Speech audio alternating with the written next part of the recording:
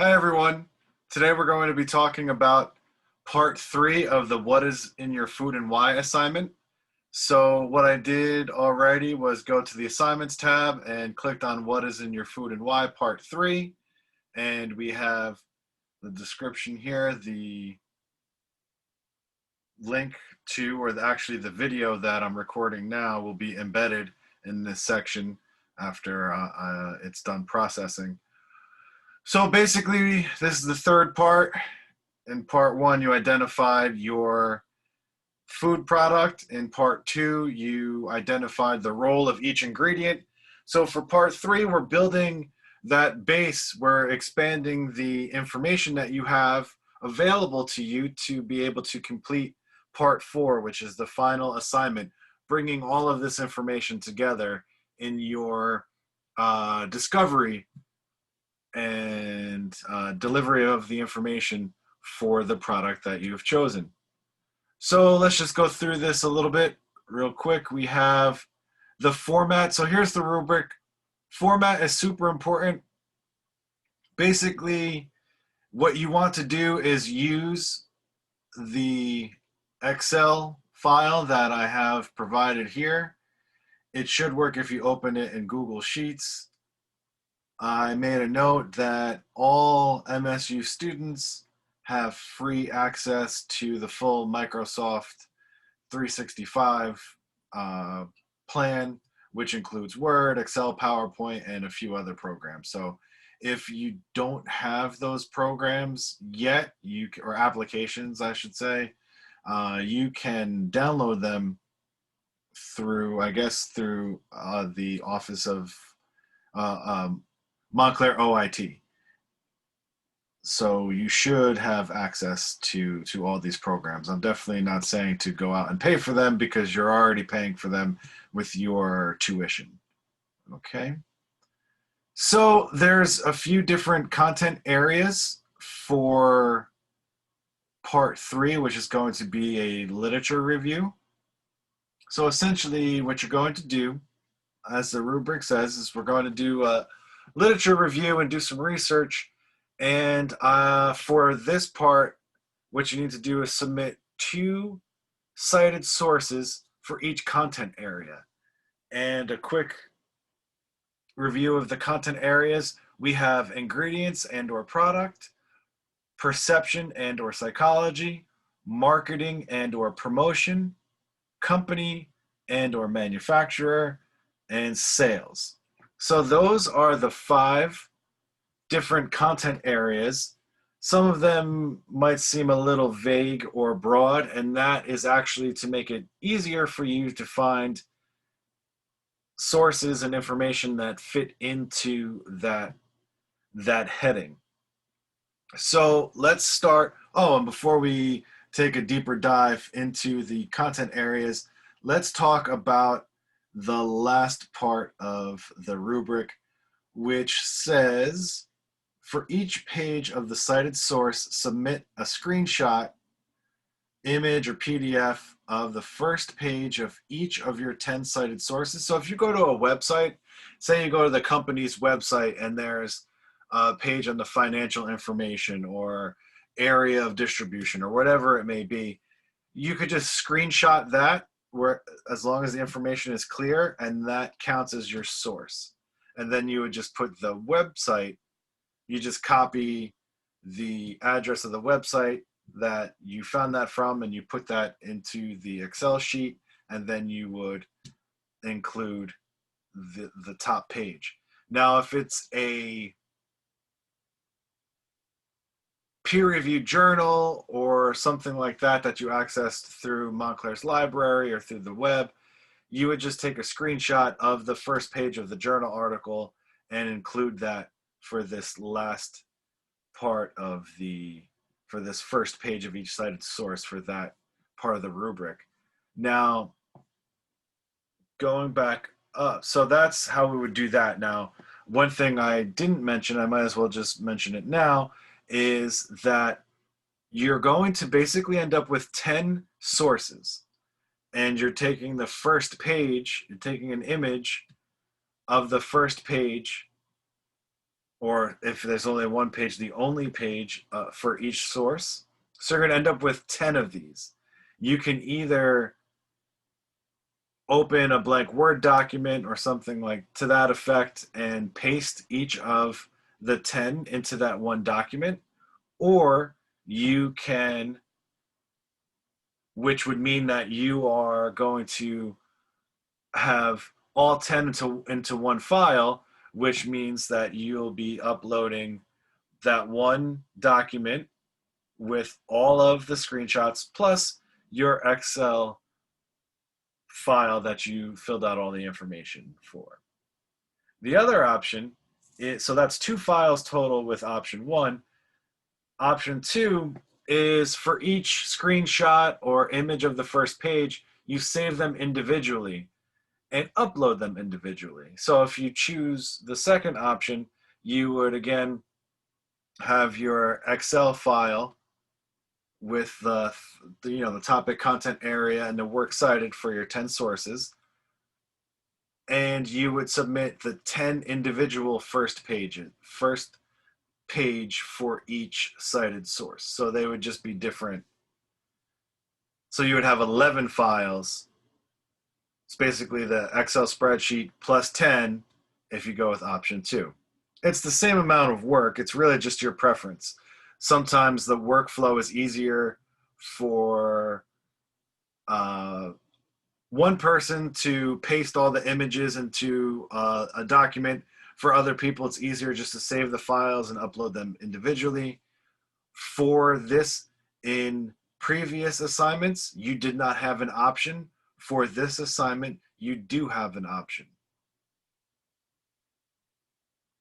Again, review the rubric because the rules change slightly from one assignment to the next. And in order to be eligible for full points, you want to make sure that you're addressing all of the requirements of the rubric that is a part of the assignment listing. So let's take it back to the top of the rubric. For the format, you're going to use that Excel spreadsheet. I actually have it open. It's embedded right here. You could just click to open it. This is what it looks like. So what you're going to do is, I have a drop down here. So you can say whatever your article is related to or your source is related to. Say it's related to ingredients, you would check off ingredients, then you paste something in as related to ingredients. So you'd have 2 ingredients, you'd have 2 for each one, 2 for each content area, which would equal 10. Now there are other pieces of information that you can get that you won't use for this assignment for part 3, but would definitely be useful for part 4 in putting together a better description altogether. An example, let's see, of something that would work for part 4, but you wouldn't really put here is maybe something about competitive products, like say that, or products that go together. Say that your product is a snack food and you found some information about consumption of snack foods, or consumption of soft drinks. So your product is not a soft drink, so you couldn't use that source for part 3. But for part 4, if you're trying to say to draw a parallel or just show the differences between consumption of snack foods and soft drinks, then you would be able to use that material, that source about soft drinks. But when we are talking here today for part 3, you want to stick to the specific company that makes your product and the ingredients that were actually included in your product. So I'm just going to bring this off to the side again. Let's see. So the first one that I have listed here is ingredient and or product. So you want to do a search and try to find something related to the ingredients in your product or the product specifically. Now, here you're only getting 2 for each one. I would imagine that you want to get as many as you possibly can for part 4. So you might have 5 or 6 sources related to the ingredient content area. So the ingredient or the product, um, what we're going to do, I have an example I'm going to show you for whey protein. I also found something pretty cool for yogurt. So I'll show you those 2 things, but those are the ingredients. So it could be one specific ingredient, or like yogurt is essentially, it can be an ingredient in a product, but there are many of you that just picked Greek yogurt or a different type of yogurt, which would be the product itself. For the next content area, it's perception and or psychology. So essentially that's how's the product perceived, the psychology. It's a broad topic, so it's almost like includes behavior, sociology. Any of those search terms can be used for this content area. So it could be, say that your product is organic.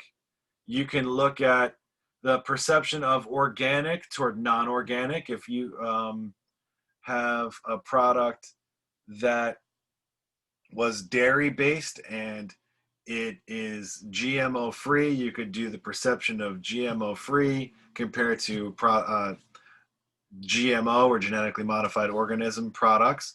There were a handful of products that were made with genetically modified organisms. So basically, I think there was a cocoa powder now is growing in popularity as a genetically modified crop or sourced from a genetically modified crop.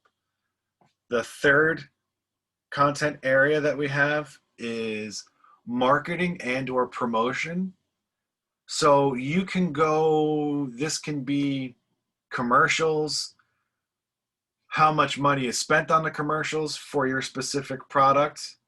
So if you did protein bars from, say you did Quest protein bars, you wouldn't be held necessarily to the specific flavor that you chose for the marketing, but you'd want to talk about the marketing and advertising and promotion for that product line. So you wouldn't do just a chocolate and peanut butter protein bar because that's very specific information. You'd want to look to see how and where that whole product line of the Quest protein bars, who they're marketed toward, how, what's the age group, the demographic, how much money is spent each year, how much money is spent on a print ad, commercial ad. Those are all the types of things. These are all things that you can find information on, and they could be peer-reviewed sources or from websites, just a source that you can cite. Now, I want you to be careful overall because we're not using Twitter as a source. In 2020, oftentimes we'll click a headline and start reading an article about something, and they will, in an interview style, cite a Twitter post. So it could work if it's a quote from a CEO of the company that manufactures their product, and if that is part of the promotion, like, hey, here's our new product, or we spent $1 million on the ad campaign for this, then you could use it for this assignment. But if it's a link to a Twitter post of just someone's opinion, like, yeah, I don't like the peanut butter bars, that alone is not necessarily going to be enough. That could be the start of how you can find more research, and maybe there are sites that poll or collect all of the data that is posted on social media from the different, from Twitter and Instagram, Facebook, all those things, and you can maybe relate it back to that data. So also just thinking about it, Facebook with the ads collects a lot of money. YouTube with their ads collect a lot of money, and they collect a lot of information on the users. So the social aspect of the marketing and promotion can be used here, but try your best to link it back to your specific product, or product line, and your company, which rolls us right into the next content area, which is the company and or the manufacturer. So a lot of times there is the owner of the company, the name that's on the label. You still want to be able to tell us how much money do they make a year, where are they located, if that matters, anything that's important about the company.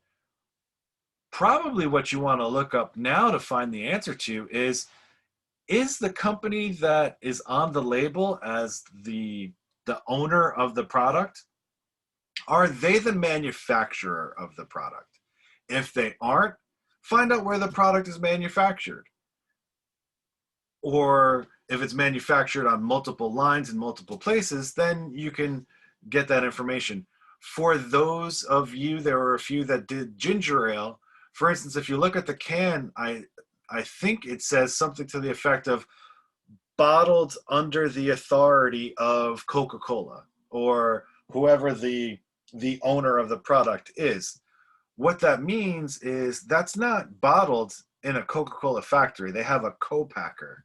So their co-packers is a name for a manufacturer that makes the product for someone that does not, that is not the, they make the product, but they don't own the product. So you would want to find out where your ginger ale was made and who bottled it, because it wasn't done by Coca-Cola or Pepsi, because Pepsi and Coca-Cola basically own pretty much all of the soft drink manufacturing, soft drink names in the business, and the manufacturing is spread out through multiple places. Another example of company versus manufacturer is, I would say, like trail mixes and snack mixes. There are a few companies that make all of them, and they just put them in a different bag depending on the company that they're making it for. So that's something that you'd want to look into. The next content area is sales. So you can look at sales overall for your company or sales specifically to your product, just the economics of the whole product, any ingredients overall. I mentioned in our last class that Quest years ago made a switch in their formulations to include soluble corn fiber as one of their main ingredients for their product lines, which are formulated and sold to be low net carb items. So you can talk about how much money was spent on these ingredients and the formulation. You could talk about the cost of ingredients. So I might actually update this sales to be sales and or cost, the economics of it all. Okay, so the money, how much is this company spending for these ingredients? Because that's different than the marketing and promotion. This is the actual cost, what the company is paying, and how much they're getting back from the consumer. You could also look at the demographic region, or I should say the regional sales. is this product sold internationally? Is it popular on the East Coast? Is it a West Coast product? Are they only in New York or New Jersey? Where are their sales predominantly? And then between the one, now this one is a little bit of an overlap. So marketing and promotion and the demographics, like this product is popular between, college age females, whatever the product may be, that depending on how you need to, that could be depending on what it is exactly. That source could be for the marketing and promotion or the sales aspect. Okay, so you need to find, for this part 3, two parts, two sources for each of these content areas. But as you prepare for part 4, and in part 4, you're going to need, and for the natural flow of your paper, you're going to find that you have more than 2 for a lot of these. Not every single one, possibly, but you'll definitely have more than 2 for a lot of these, because part 4, I think you're going to have probably 15 to 20 citations total. All right, so I already talked a little bit about the types of sources. It could be a company website. There are registries that have gross annual sales and net worth of different corporations.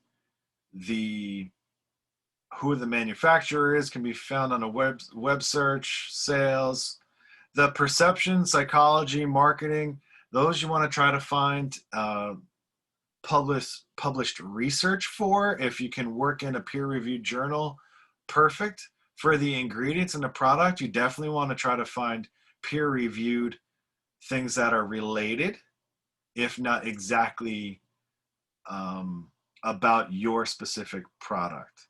Okay, so to do a basic web search, everyone knows how to do that pretty much.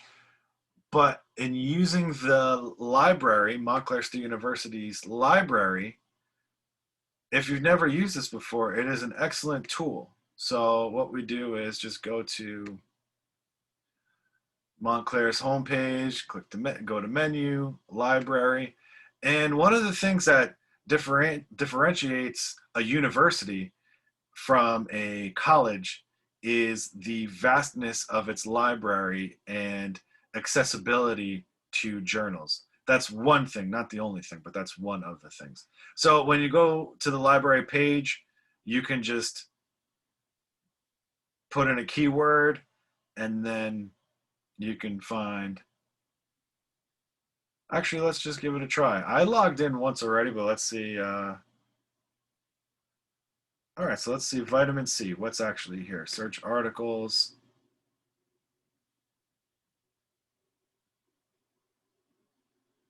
All right, so it's asking me to log in.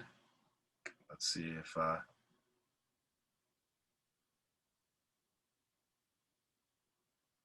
so I already logged in for this section. So when you log in, you would put in your net ID. That's what you want to do.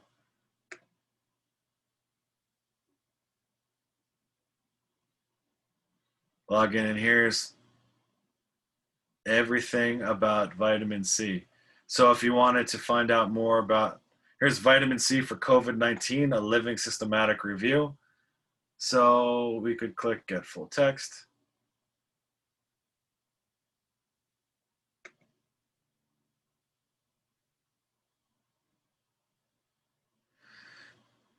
Does it really say anything about it?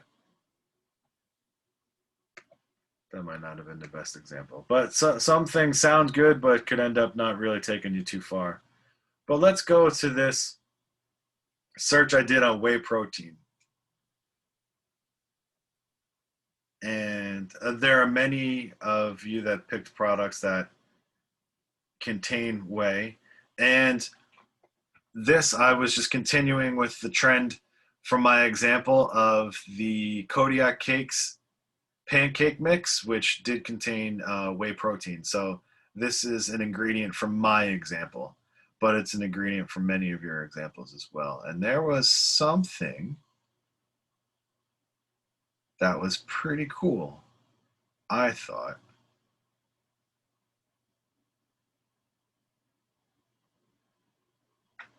So again, it's not about, this is specific to my ingredients, but nowhere does this mention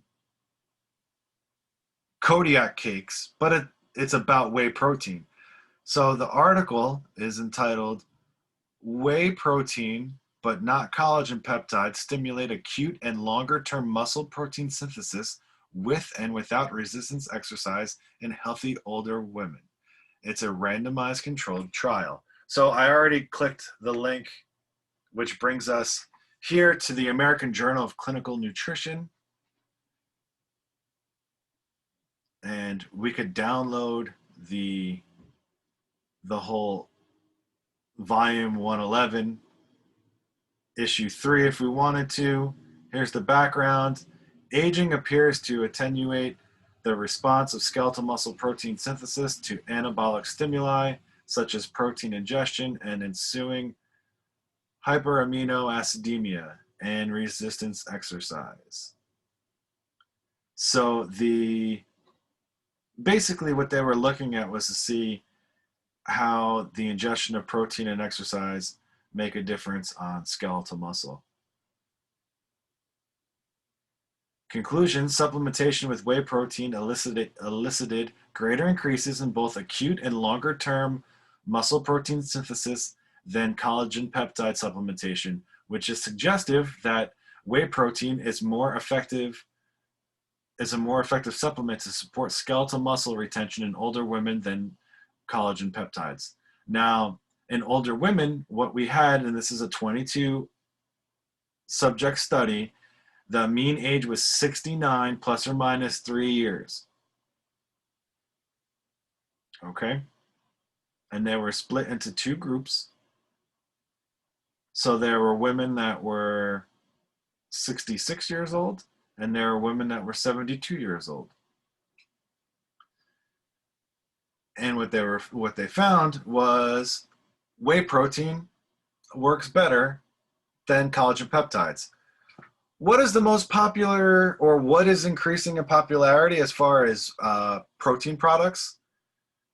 There was a shocking to me, uptick in, or profound uptick in sales of collagen peptide and collagen protein supplements, I'd say in the last 5 years.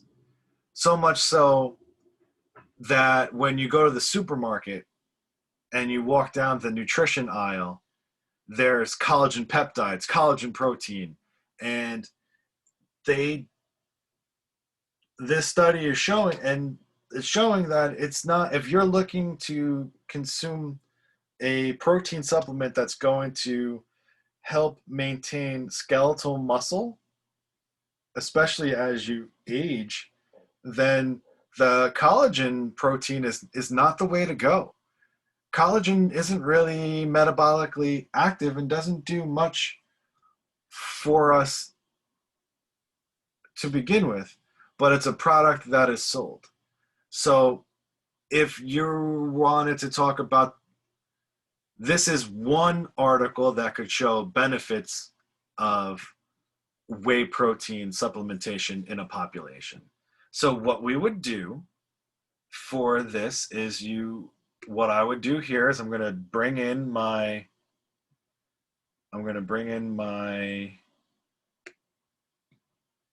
part three source list. So for Works Cited, I'm just going to go to site and it just brings it up. I'm going to copy it, go back here, and paste. Now see how it's spread out into multiple cells? I'm just going to wrap the text, and that's it. So you want it to all be within that one cell. Make sure that you do that. That's part of the criteria for the rubric. Now, you don't want to have your 3 cells, like how big should you make the works cited section? It could be 2/3 of the page. It's just so that but it shouldn't be so wide that you have to scroll over to fit everything into the screen. It should fit. So make sure that you have the wrap text.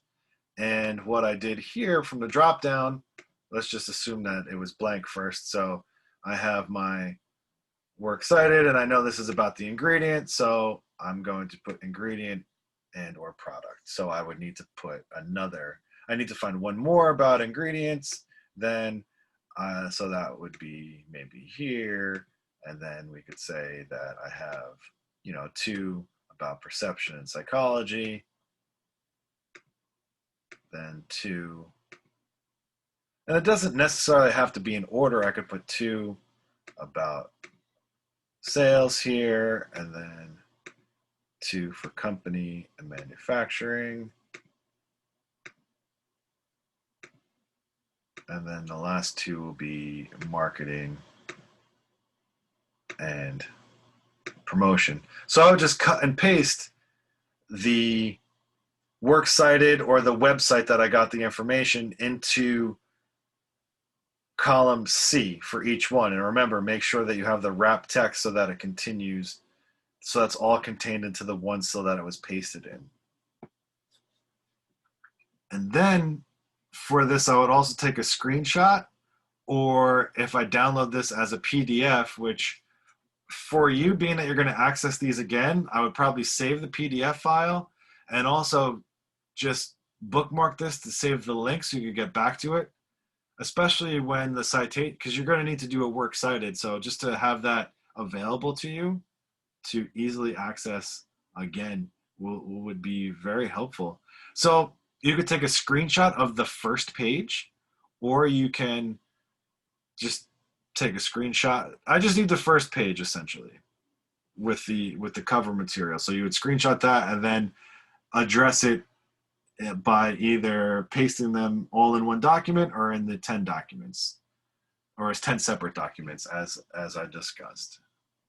Okay. So that's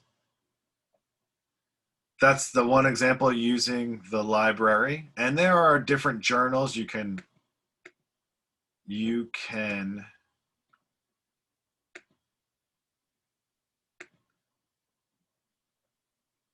set different search parameters. You could set it to full text, peer reviewed, and you could do advanced search. So you could do vitamin C and whatever you wanted to do, like soft drinks.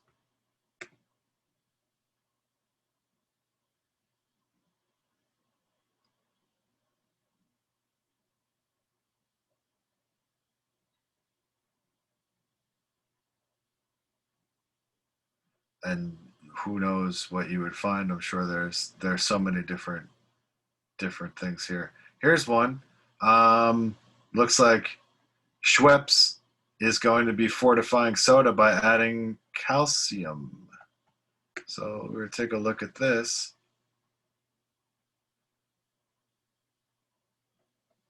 And there's a PDF of the full text, so it would just open up. And it just talks about how fortified with calcium and vitamin C. And that's for 7-Up Plus.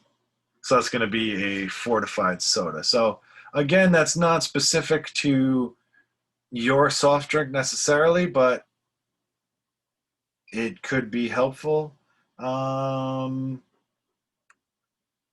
This talks a little bit about dairy prices. So you could look at their sources to also find different sources that could be helpful to you. So if you find an article that you like, you want to look at their works cited, and then maybe you can use some of those Here's something that I looked up earlier. Again, this I just found it from American Journal of Clinical Nutrition. Yogurt consumption in relation to mortality from cardiovascular disease, cancer, and all causes. A prospective investigation in 2 cohorts of U.S. women and men. Sounds pretty cool, especially if one of your products is yogurt or contains yogurt. Again, you would just do site, you would copy it, go to your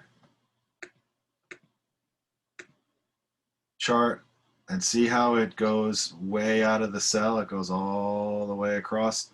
So I just want to click here. See, if I click on it, it opens it. So let's see what happens if I wrap text. And then it puts it all into the one cell. So that's what we're looking for. Now, again, these would be ingredient or product related to your ingredients or products, but that's the kind of information we're looking for. Also, a general note, as you're doing this research, you'll find some cool articles. You should try to bookmark them and go back. And if you are interested in being a registered dietitian, if that's what your ultimate goal is, then the American Journal of Clinical Nutrition, you'd probably want to try to read through it with every new issue that's released to stay on top of the current information as new research comes out. Because just like the protein example, if someone came to you and said, well, I want to start taking protein, what should I take? And say it's one of your a friend of the family who happens to be 75 years old, and she says, I want to start going to the gym. My doctor told me that I have the beginnings of certain degenerative conditions. I want to supplement my protein intake. And the person and then they say, one of my friends swears by this collagen protein supplement. Should I use it? And then you could say, actually, whey protein will probably be better for you for what you're looking to do than collagen. And you are the expert. You are the bridge between this scientific writing, the study, and putting it into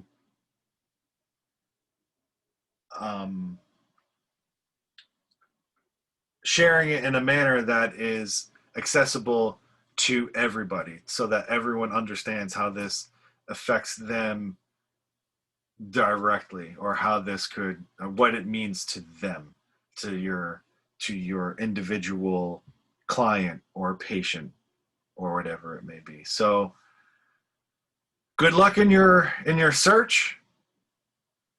Again, you could use certain websites for certain information. Try to use peer-reviewed journals. Make sure that you use this format for the Excel spreadsheet. Again, it should work in Sheets as well. Make sure you tell me which content area each link is for, each of your cited works, and then be sure to upload the screenshot of the first page for each of your 10 sources as well.